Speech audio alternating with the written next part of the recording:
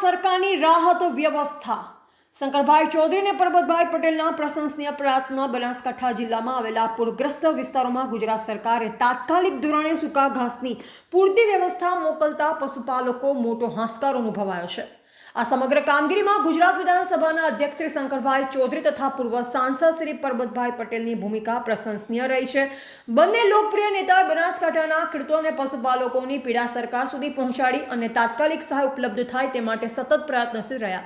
શંકરભાઈ ચૌધરી હંમેશા જનકલ્યાણ માટે જાણીતા નેતા છે। પૂર જેવી વિકટ પરિસ્થિતિમાં પણ તેઓ લોકોની વચ્ચે પહોંચી તેમના પ્રશ્ન સાંભળીને તાત્કાલિક રાહત સામગ્રી પહોંચાડવામાં આગેવાની લીધી। પૂર્વ સાંસદ પરબતભાઈ પટેલે પણ ગ્રામજનોમાં હિંમત જગાવીને સરકાર સાથે સંકલન કરી તાત્કાલિક મદદ પહોંચે તે સુનિશ્ચિત કરી। તેમની સેવા ભાવના અને સંવેદનશીલતા ગ્રામજનો માટે પ્રેરણાદાયક રહી છે। ગ્રામજનોમાં એક જ અવાજ સંભળાઈ રહ્યો છે કે શંકરભાઈ ચૌધરી અને પરબતભાઈ પટેલ। હું આભાર માનીશ માન્ય મુખ્યમંત્રી શ્રી ભૂપેન્દ્રભાઈ પટેલ અને એમની સરકારનો કે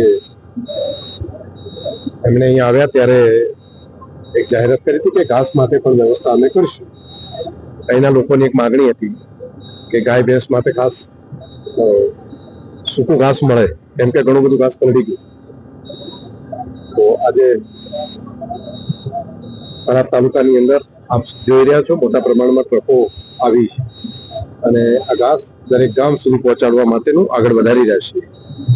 પશુ માટે ખૂબ ઉપયોગી થશે। આ વિસ્તારમાં બહુ મોટી સંખ્યામાં ગાયો છે અને ગૌ માતા રાજી થશે। નમસ્કાર મિત્રો, અત્યારે વાવ થરાદ અને બાબર એ પૂરગ્રસ્ત વિસ્તાર અને એમાં વિધાનસભા આમ તો 8 તારીખથી વરસાદ 7 તારીખે રાતે શરૂ થયો, 8 તારીખથી શરૂ થયો પણ જેવી 3 દિવસ વિધાનસભા પૂરી થઈ ગુરુવારે રાજ્યના મુખ્યમંત્રીશ્રીને અમારા લોકલ બીજા ધારાસભ્ય શંકરભાઈ આ વિસ્તારની મુલાકાત લીધી અને જે લોકોની રજૂઆત હતી ને મિત્રો ઘાસચારાનું તડપવું અમારે સરકારે ઘાસચારાની સારી વ્યવસ્થા કરી છે। વ્યવસ્થા એવી છે કે ગામે ગામ અહીં લેવા કોઈને ડેપો ઉપર આપવું ન પડે, ગામે ગામ મોકલવાની વ્યવસ્થા કરી છે।